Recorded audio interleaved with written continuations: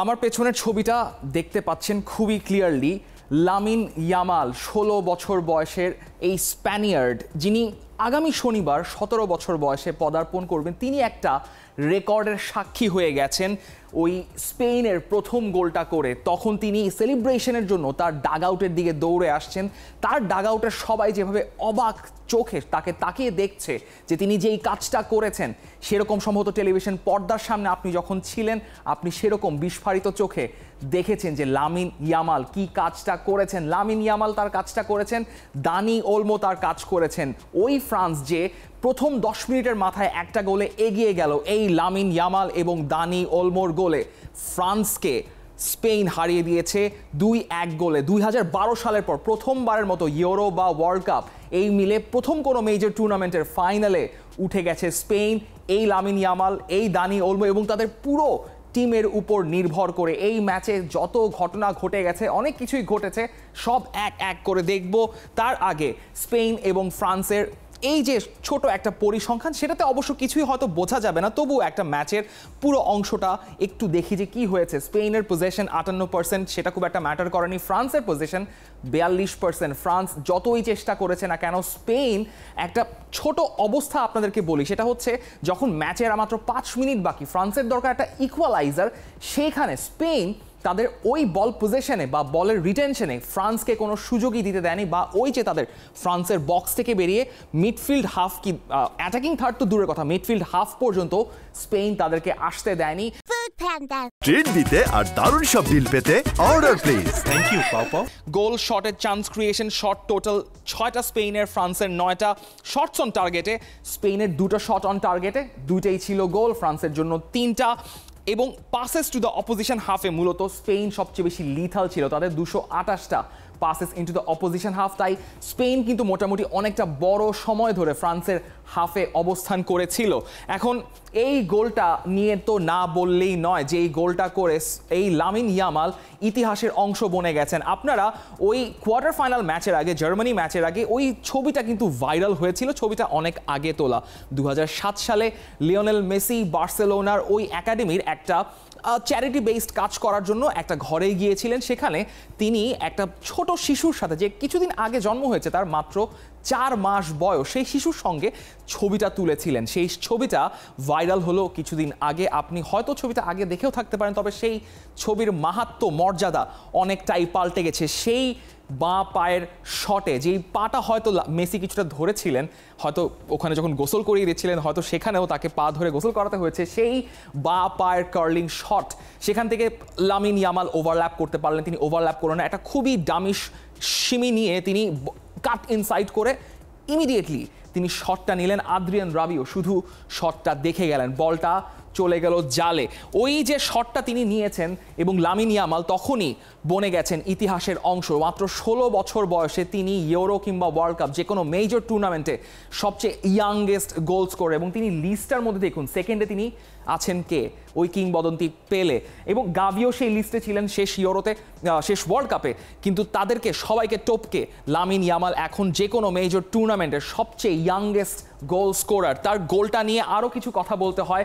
তিনি যে অ্যাঙ্গেল থেকে গোলটা করেছেন, সেখানে তার বলের স্পিড ছিল 102 কিলোমিটার পার আওয়ার, সেখান থেকে স্পিন হয়েছে 6 RPS, 6 rotation per second.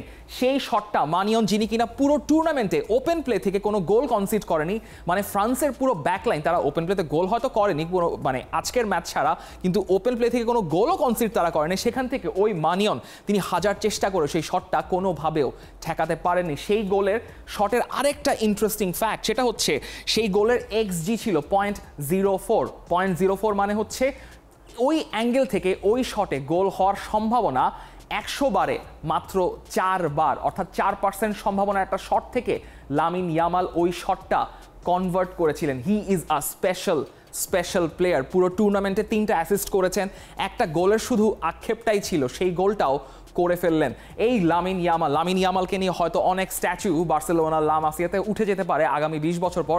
Interestingly আগামী 20 বছর বা 22 বছর পর তিনি যদি খেলেও থাকেন তার বয়স তখন হবে 38, যেটা কিনা হেইজুস নাভাজের বয়স, যিনি কিনা ইউরোতে সেমিফাইনালে খেলা সবচেয়ে বুড়ো খেলোয়াড় হয়ে গেছেন। সেখানে লামিন ইয়ামাল ছিলেন সবচেয়ে ইয়াংগেস্ট প্লেয়ার সেমিফাইনাল খেলা। আপনি তখন চিন্তা করুন, তখন হবে 2046 সাল। যদি লামিন ইয়ামাল তাকে প্রপারলি টেক কেয়ার করা হয় স্পেন এবং তিনি যদি বার্সেলোনায় থাকেন, তবে তিনি যে কোন পর্যায়ে যাবেন সেটা আপনি এখন কল্পনাও করতে পারবেন না।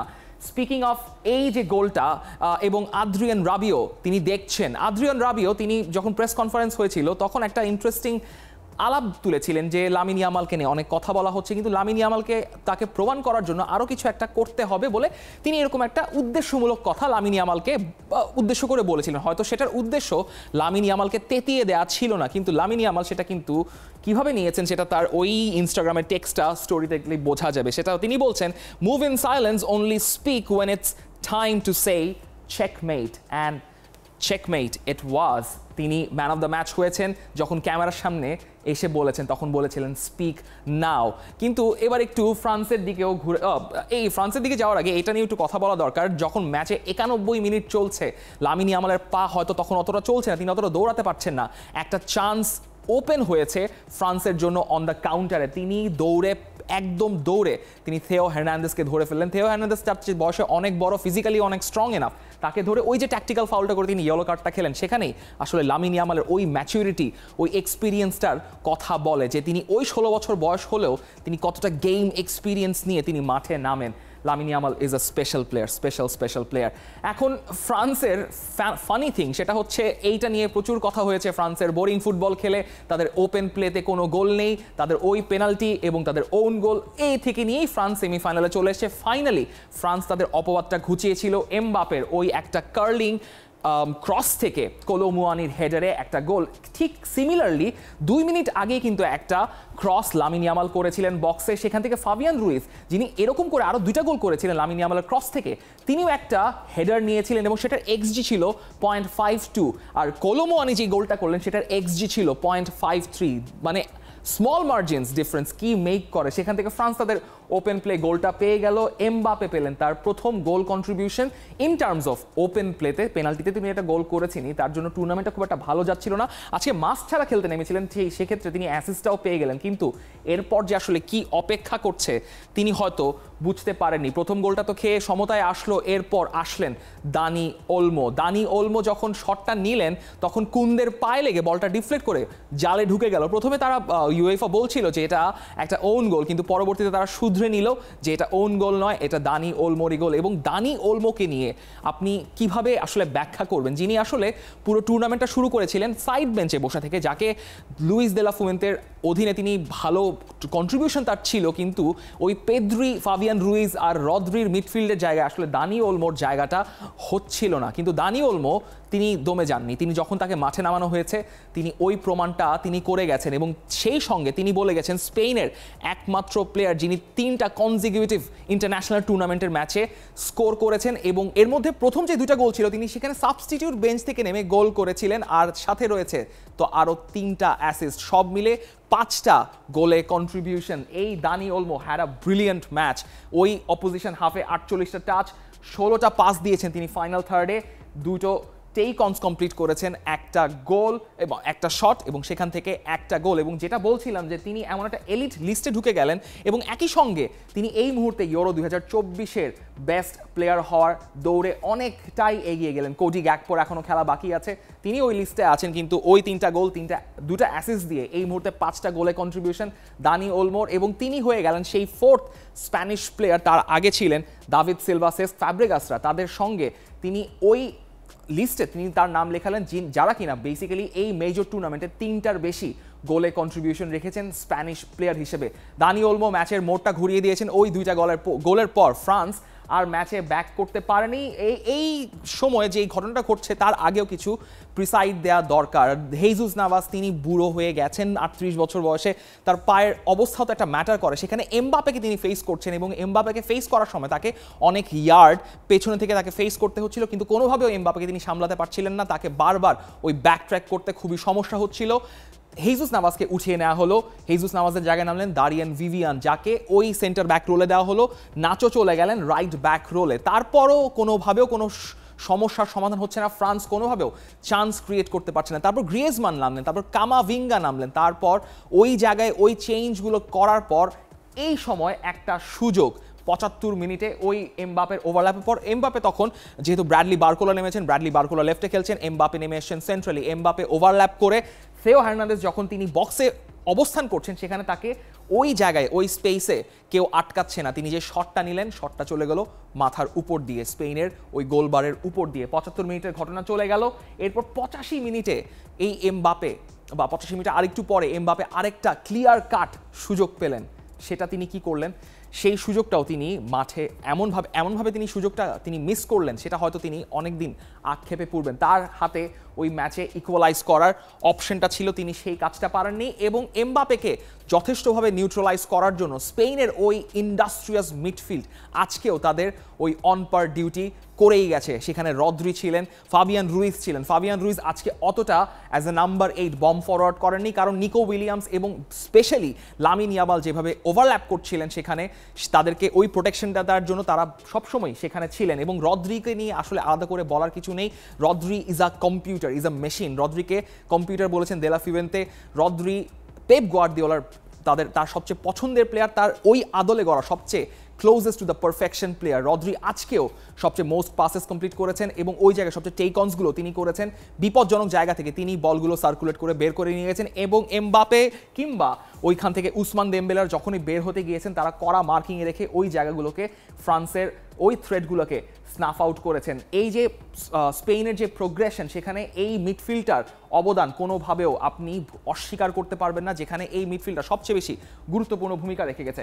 এরপর যেটা নিয়ে আসলে বলা দরকার, সেটা হচ্ছে এই স্পেন দলটা শুধুমাত্র নিকো উইলিয়ামস বা লামিন ইয়ামালের উপর ভর করে এই টুর্নামেন্টে এত দূর আসেনি, ফাইনালে উঠেনি। কিংবা এই স্পেন শুধু ফাবিয়ান রুইজ কিংবা শুধু রদ্রি কিংবা শুধু মিগেল মেরিনো কিংবা ব্যাকলাইনে লেনর্মাদ লাপোর্তের কিংবা নাচো দানি কারভাহালের উপর ভর করে এই এত দূর আসেনি। তারা এত দূর এসছে অ্যাজ আ কম্প্যাক্ট টিম হিসেবে। তারা কিভাবে এলো?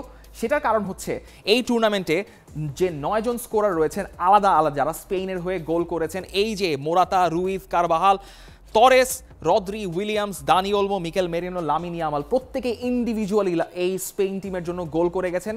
এবং এই স্পেন টিম কিন্তু এই টুর্নামেন্টের সবচেয়ে বেশি গোল স্কোরিং টিম।